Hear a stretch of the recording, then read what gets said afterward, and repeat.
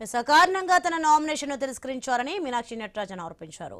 కేంద్రం అన్ని వ్యవస్థలను దుర్వినియోగం చేస్తోందని కాంగ్రెస్ నేతలు మండిపడ్డారు.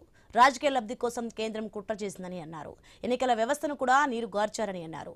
మీనాక్షి నామినేషన్ తిరస్కరణపై పోరాటం చేస్తామని కాంగ్రెస్ నేతలు హెచ్చరించారు.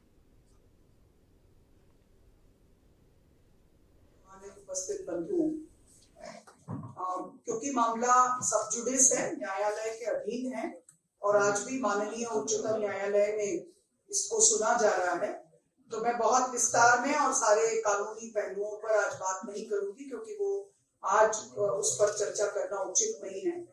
मगर एक चीज ऑलरेडी पब्लिक डोमेन में है और अब क्योंकि वो इलेक्शन कमीशन की साइट पे उपलब्ध है तो वो वैसे भी आप सबके सामने है, उसकी बात जरूर मैं रखूंगी और मेरे एक साथी को मैं अनुरोध करूंगी कि वो स्लाइड के रूप में यहाँ पर उसको चलाएं।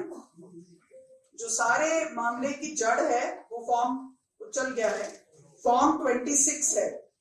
ये कहा गया कि मेरे द्वारा फॉर्म 26 में बात को दर्ज नहीं किया गया और तथ्य को छुपाया गया। अब उसके जो सवाल हैं वो आपके सामने हैं।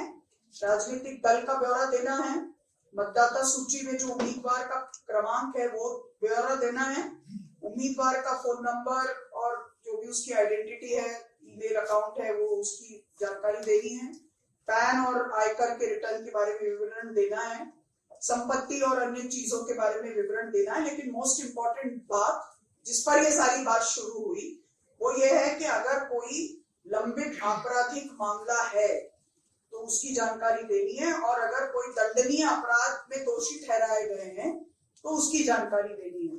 जाहिर है कि इन सब चीजों पर मैंने लिखा कि ये मुझ पर लागू नहीं है क्योंकि मुझ पर एक लीगल नोटिस है। वो लीगल नोटिस की पूरी कानूनी जानकारी मैंने मेरे ECI को जो मेमोरेंडम दिया उसमें रखा। आज सुप्रीम कोर्ट में भी वो बात रखेंगे। मात्र एक लीगल नोटिस है जिसका अब तक अदालत ने संज्ञान तक नहीं लिया, कॉग्निसेंस तक नहीं लिया, वो मैटर है।